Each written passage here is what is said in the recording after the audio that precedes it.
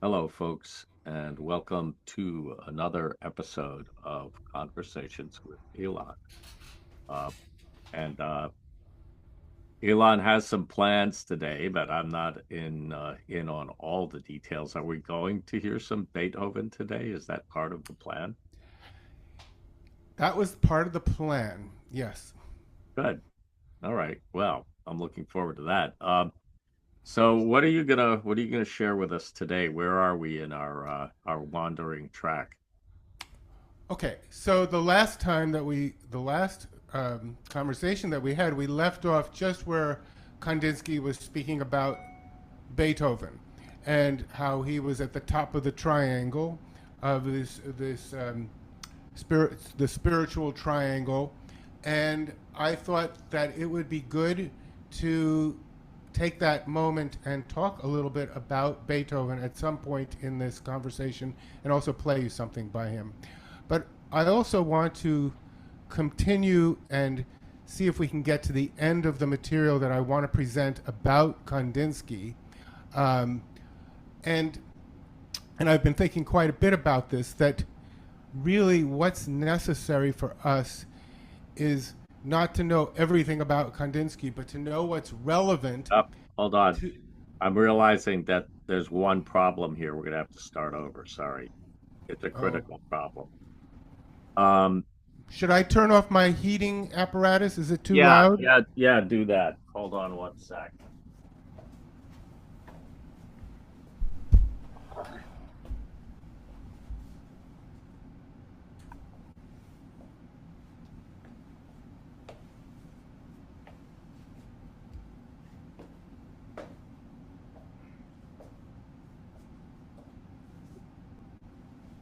Okay, I'm gonna give us a clean start here because we need Okay. it. Well, I turned off the heat, but it doesn't seem to be obeying. So Oh my God. Well, we'll manage. it'll go off eventually.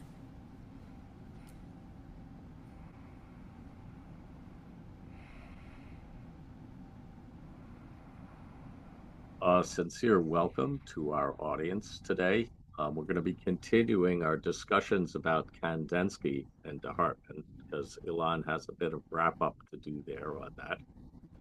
And we'll also, I think, be getting to a little Beethoven later in the presentation if we're lucky.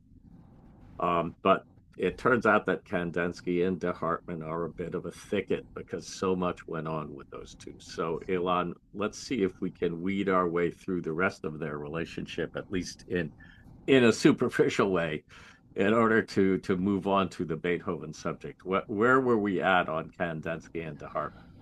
Okay, so we had gotten to the point where Kandinsky's chapter on the spiritual, the triangle, and he was talking about at the apex of the triangle, there is always one man standing, or very often only one man standing, who is the who is pointing the direction to the future of art. And he mentions Beethoven, and for that reason, I thought it would be a good excuse to say something about Beethoven today. But at the same time, I do want to at least move forward with our discussion of Kandinsky and what is relevant to our understanding of who Thomas de Hartmann was and what Thomas de Hartmann, where Thomas de Hartmann stood when he met Gurdjieff. And there's still a bunch of material that I need to present to you. And I have to say that this material that I'm presenting is not something that I have assimilated over years and years. I've been looking into this for weeks and weeks, which is not the same thing for me. It takes me more than weeks and weeks to really assimilate. But I have a bunch of bullet points which I think could be of use to understanding what was going on between Kandinsky and de Hartmann. Okay? So, but unfortunately, I'm going to have to do some reading, and Lee, you're going to tell me whether it's too much. So when you raise your hand and you say it's too much, then I'll do left. Okay? So I want to begin with the chapter. So I'm reading from Concerning the Spiritual and Art by Kandinsky, which is a book that I definitely recommend to anybody who wants to understand what I'm talking about more clearly. And I should put on the side the fact that there now is at the Guggenheim Museum still going on an exhibition of the paintings of Gabriele Munter, who was Kandinsky's partner, who painted Madame de Hartmann's picture and Thomas de Hartmann's picture, and who knew them very well. And this is going on the Guggenheim until sometime in April. So if you're in the New York area, it's definitely recommended to go see this exhibition. I'm going to definitely be going down in March, as soon as the snow is off the streets. So, getting back to this, I want to just give you an introduction to this chapter on the spiritual revolution and just show you how he begins it, and then we can leave that subject. He says the spiritual triangle, and remember, this is a triangle that's an acute triangle that has a direction going forwards and up. And the spiritual triangle moves slowly onwards and upwards. Today, one of the largest of the lower segments, so he has these sort of parallel segments which lead up to the top of the triangle, has reached the point of using the first battle cry of the materialist creed. The dwellers in this segment group themselves around various banners in religion. They call themselves Jews, Catholics, Protestants, etc., but they are really atheists. And this a few either of the boldest or the narrowest openly avow. Quote, heaven is empty, God is dead. In politics, these people are Democrats and Republicans. The fear, horror, and hatred which yesterday they felt for these political creeds, they now direct against anarchism, of which they know nothing, but its much dreaded name. So he begins this spiritual triangle right down in the basement, and then he gradually goes up by stage, by stage, by stage, until he gets to where the artists of the future are. And I'm not going to go through all those stages, although they are very interesting. I want to jump ahead now to the stage where he begins to talk about religion. And I then have something very special to read to you from Madame de Hartmann's writings.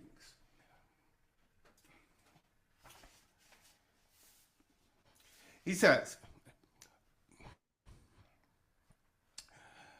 the number is increasing of those men who put no trust in the methods of materialistic science when it deals with those questions which have to do with non-matter, or matter which is not accessible to our minds.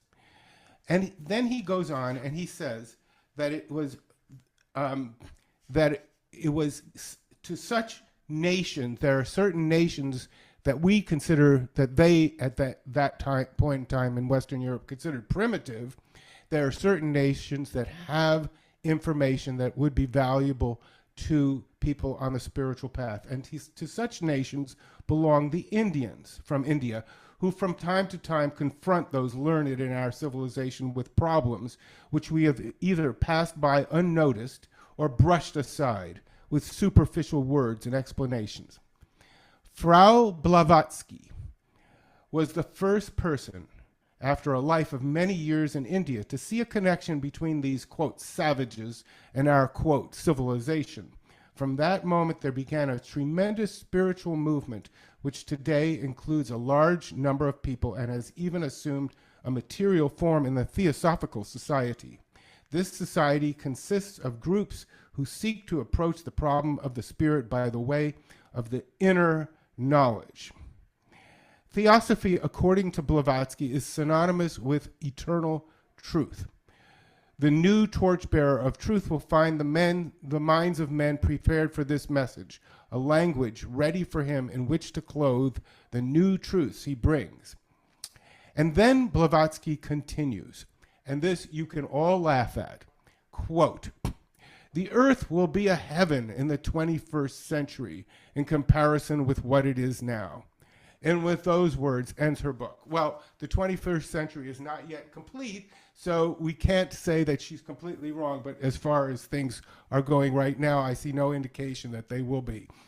So, anyway, this brings up the subject of Thomas de Hartmann's spiritual quest and what Kandinsky's relationship to it was, which is a subject that I wanted to get into, and I think it's time to now turn to that. So, Kandinsky was about 18 years older than de Hartmann, so he was almost a father figure to de Hartmann. There was not necessarily a completely equal relationship, especially in the beginning. It was more that Hartmann was absorbing these ideas, and Hartmann got into Buddhism because Blavatsky was into Buddhism, and he got into various other things, including doing seances. And I want to read a seance, and I want to read you a passage that Madame de Hartmann writes in her still unpublished book called What For?, which has a lot of humor in it, by the way, and I'm hoping it will be eventually published.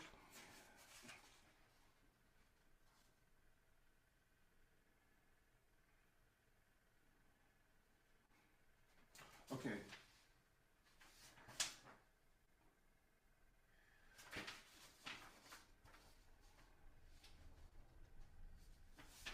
One second. We may have to. Okay, that's 20.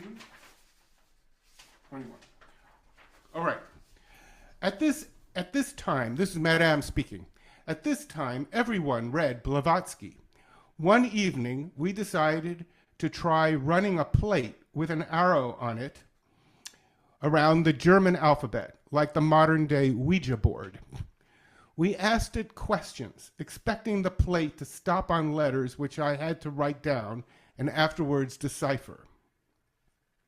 But nothing legible happened. Someone suggested trying in Russian. Again, we asked questions, and it at once became quite thrilling. The ghost told us her name and where she was buried and when she had died. She asked us to pray for her, and that a cousin of hers, she was interrupted when she wished to say his name, S-H-A, no more. Kandinsky decided to write to the priest in the town of Siberia where she had said she was buried and ask him if he had in his church someone of the name which she gave. In a month's time, Kandinsky had an answer. There were among the parishioners many Musutskis, but there was only one with a relative of the name Shatov. Really, we were astonished. In a small village near Munich, we had made a funny experiment, and a priest in Siberia told us the names that had been spelled out on the paper and which Kandinsky had not mentioned fully to the priest. So I find this quite extraordinary, and I'm sure that it must have had a strong influence on Thomas de Hartmann. And if we go parallel and look at what Gurdjieff was talking about in Meetings with Remarkable Men, what was it that got Gurdjieff involved in his quest at the very beginning? Were these kind of experiences, where somebody predicted that there would be a boil on his leg, that he had to be watching out, and he had already that boil on his leg, and he tried to find out from the intelligentsia what was the reason for these, how could this possibly be, and they had no answers. And that set him out on his quest, which then turned into something quite a lot larger than just these paranormal phenomena. All right. I'm going to stop right now for a moment. If you want to bring something in, Lee, this would be a good time. Well, I think that it's well known that Blavatsky was a huge influence during that era. Gurdjieff himself said that he read her. He ended up dismissing her, as I recall, and yet it's also true that there's a little bit of Blavatsky in the tea that he serves. So, um, and it's typical of spiritual masters to, especially in the Zen tradition, to boast of their prowess while dismissing others. So, perhaps there was a little bit of that going on here, but Blavatsky was definitely an influence in general on the work at its inception in one way or the other. And the the currents of that particular river are still washing up on our shores today. My wife was just talking the other day about going to meet Trungpa, who of course was a Buddhist. She met him in person and got yelled at, by the way, by her spiritual teachers because she had gone off to see a Buddhist. And then uh, she also saw Krishnamurti speak, and of course he was straight out of the Theosophy school, and he had a considerable impact in the last century on the perception that people had of these matters. So it's intriguing to see that the origin of those currents lay back in the past with Kandinsky and de Hartmann, and that they've been with us ever since. So, I kind of enjoyed a little bit about the seance. Everybody needs a little magic, and it is, Right, you know, right. all good. So what happens next? Okay, so I want to continue. I want to continue with this thing concerning the spiritual and art before we really get into, because I want to continue on that path. But just one thing, what you said about Gurdjieff poo-pooing theosophy, which I also remember him doing. We had a meeting one time where Mr. Bennett was talking about theosophy, and his take on it was that she had seen something. She had seen something about reality, but that it was not the whole story. That was his take on it. But he said that people who have a perception of reality, they very often think, because it's so powerful, because it's so extraordinary, they think that it's the entire answer. And he said that is not necessarily the case, which is another way of talking about what you're saying. That, these different spiritual teachers think they know it and they poo-poo the others. So, Well, I'll just add one more thing regarding Gurdjieff and his opinions, because of course he had opinions. He was a human being like the rest of us. And they were sometimes controversial, and his people sometimes argued with him about that, as outrageous as that may sound to us today. But the I was with Beatrice Sinclair, Frank Sinclair's wife, and she, of course, spent time with Gurdjieff personally, and she gave me an illustration of the fact that he often said things in person that were quite different than things that were written down. And she was in the room on an evening when someone asked him whether reincarnation was a real thing.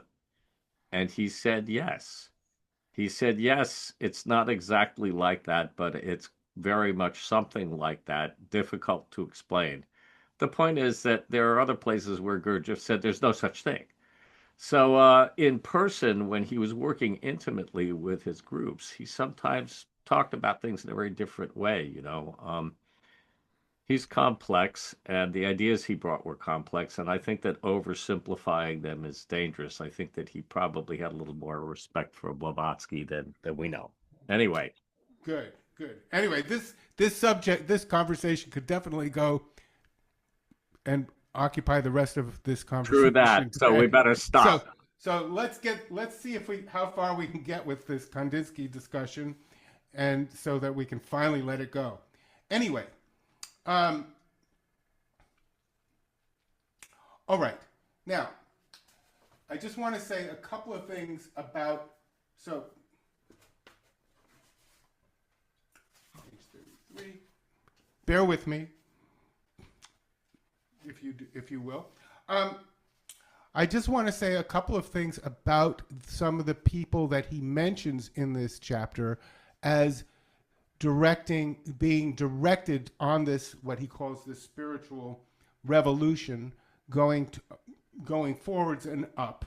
And he says something about Wagner, which I find very interesting, especially considering the fact that Hartmann went to Munich to study with Felix Mottl, who was a pupil of Wagner. And he wanted to study conducting. And he did study conducting with Felix Mottl. So there was this Wagner connection that he had. This is before he meets Kandinsky. And here's what Kandinsky says. He says, his famous leitmotif is an attempt, and a leitmotif is like a little epithetic kind of musical little statement that comes before the appearance of various characters in his operas. I'm saying this to those of you who don't know this. If you know it, please don't take it badly that I'm assuming that you know nothing. So, he says his famous leitmotif is an attempt to give personality to his characters by something beyond theatrical expedience and light effect. His methods of using a definite motif is a purely musical method. It creates a spiritual atmosphere by means of a musical phrase, which precedes the hero, which he seems to radiate forth from any distance. Now, doesn't that sound very similar to what he describes in the perception that he had when he saw those haystacks paintings? So here's the haystacks paintings of Monet, where he saw this light. The light behind the haystack actually obliterated the form of the haystack, which got him onto this whole path in the first place. Mm-hmm. And here he's talking about Wagner in very much the same way. So this whole idea of something, the spiritual quality behind the story, is something that he's bringing out. And unfortunately, I had intended to show you one of Hartmann's leitmotifs in the fairy tales, but my music is over there, and I'm not going to do that right now. But believe me, Hartmann also does that kind of thing. So,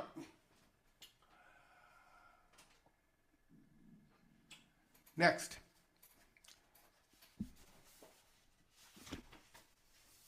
He talks about Arnold Schoenberg. And Schoenberg, as I have said, was who developed the 12-tone scale, which has no tonal center, which sort of obliterated that whole, it moved music into abstraction. And it must be said that even today, Arnold Schoenberg is only understood by some people. He is still considered very difficult.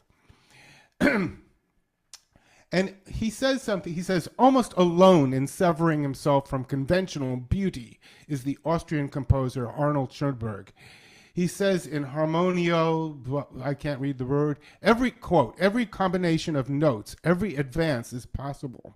But I am beginning to feel that there are also definite rules and conditions which incline me to the use of this or that dissonance. So Schoenberg, who was the one who really brought dissonance into the forefront, along with Stravinsky, which came a little later, by the way, but he really upset the apple cart with his use of dissonance. He's saying that even in dissonance, there are rules which apply, which I find very interesting because right now I have been, well, for the last year or so, I've been sight reading the complete works of Serge Prokofiev. And Prokofiev has a kind of a dissonance, uses dissonance all the time, and it's only in the last month or two that I've begun to understand and to be able to digest his dissonance, because he has his rules of dissonance are very different from what de Hartmann is doing.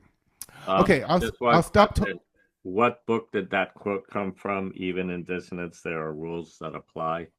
This is concerning the spiritual and art. Oh, it's a Kandinsky quote, in other words. Yeah, this is all.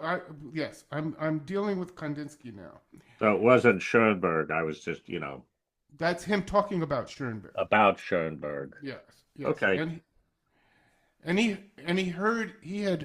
had heard a concert of Schoenberg, and he was completely overtaken with interest in Schoenberg, to the point that he contacted him. They developed a long-standing correspondence between the two of them. And Schoenberg's music and his painting appears in the Blaureiter Almanac, the famous Blaureiter Almanac from 1910-1911, which has, many of Kandinsky's paintings. It has all this theoretical stuff. It also has an article by Thomas de Hartmann, über das Anarchie in die Musik, on anarchy in music, which basically says a lot of the things that what Kandinsky was saying. Did you want to put something in at this point? No, but you should keep an eye on the clock because we got about 10 minutes here. Okay, so we're not going to. Okay, I'll just finish this. We're not going to get done with Kandinsky today if I'm going to talk about Beethoven. Okay. But but I'll just mention one thing and complete this chapter, jumping through this chapter, and just to say, then he ends the chapter by saying that by talking about Matisse, the painters, Matisse and um, and Picasso, as the summit of where art is moving at the time of the writing of his book. And he says of Matisse, he paints, quote, pictures, and in these pictures endeavors to reproduce the divine. And of Picasso, he says that Picasso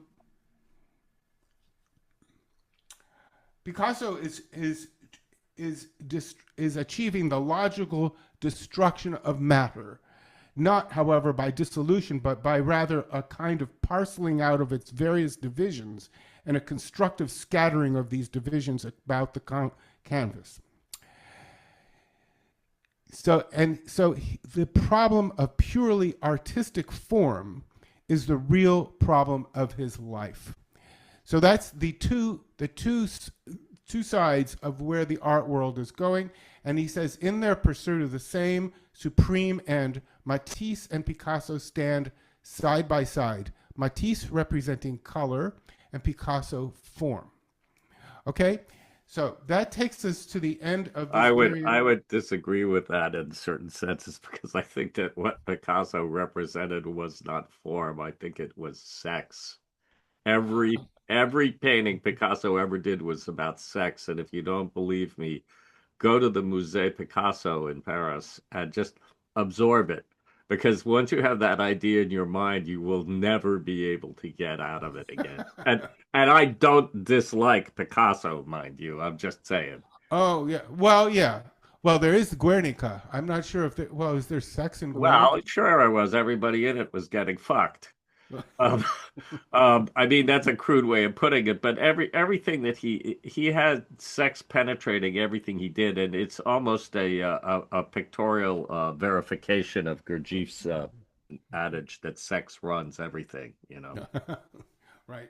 Yeah. Okay. Well, I'm not in a position to dispute this, as I'm only reporting what Kandinsky says, and I'm not an expert, so I defer to you on this. But let's turn now to Beethoven, and okay, there's a lot that could be said about Beethoven too, and more than can be said in 5 minutes. But I just want to say a couple of things which are important. First of all, Beethoven's published works. But Beethoven's first published work came when he was 25 years of age. Mozart's first published work came when he was 6. Okay? And during that period of his childhood and his teenage years and his early adulthood, Beethoven was struggling to get a vocabulary that would be able to express what he wanted to express. And he didn't publish those early works because they were basically fragments.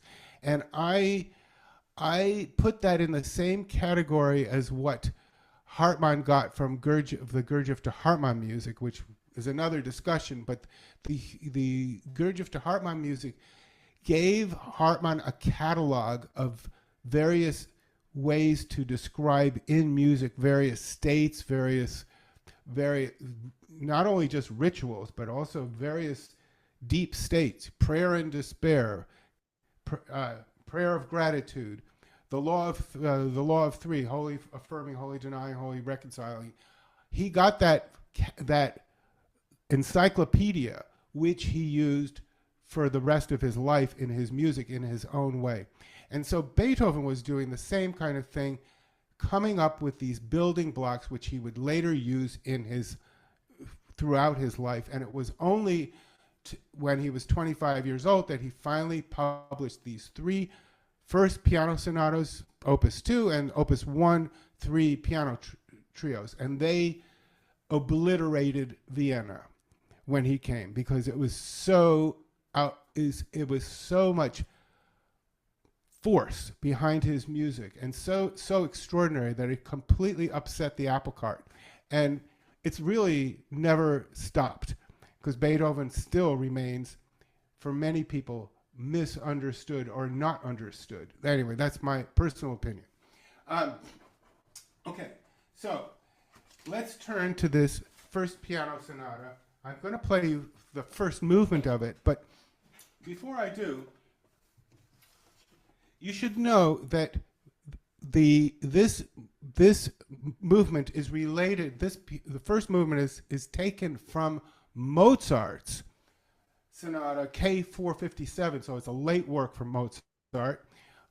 It's an early work for Beethoven's version, and the form that Mozart wrote is called a rocket. Okay, and the rocket has a direction, as Kandinsky is talking about, forward and up. And I'm just going to play you that opening motive of Mozart. And I'm going to pull this microphone over here, so maybe I will be able to be heard talking.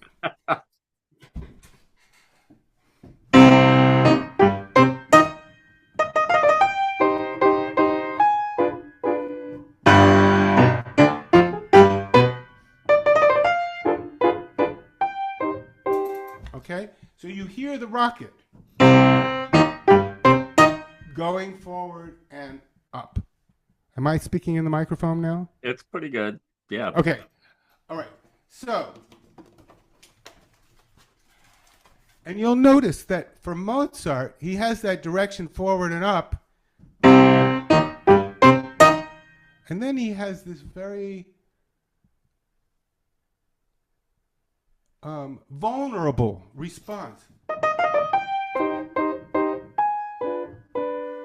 which colors the entire psychology of the great C minor sonata, which I would definitely recommend you're listening to if you haven't heard it already. Okay, I think that there's much more to say about this piece, but let's just hear it because time is passing.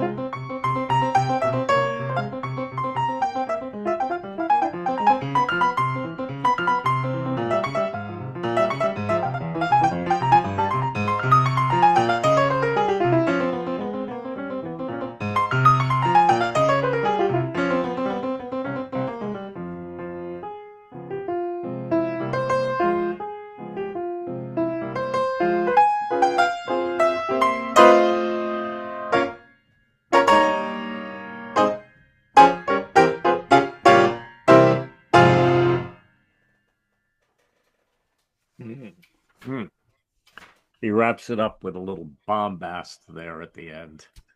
Right. Oh, it's remarkably more complex than the way that Mozart structured his pieces, but the relationship is in there. You can sense the evolution from that point forward in this piece. Right. And it should be, I just want to say one or two things about this piece before we close up today. That one of the things that my piano teacher pointed out to me, Janine Dowis, she said that Beethoven is always concerned with direction. Mm-hmm. There's always direction going on. So you feel it. And those accents which go forward in this. He also, so there's also the direction that is going upwards, and also the direction that is going downwards, and the downward direction takes him straight into dissonance here. So he has and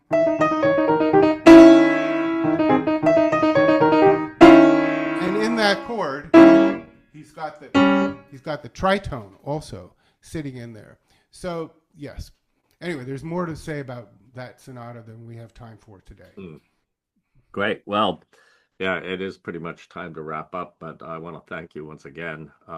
Extraordinary breadth and depth in what we're examining. And next week, I think that we're going to be back with Kandinsky and de Hartmann more. And, Hopefully to get to the end. well, it may be endless, but that's okay too. Well, it's a fascinating story. It awakens vestigial memories of the early 20th century and how much extraordinary foment there was in society at the time.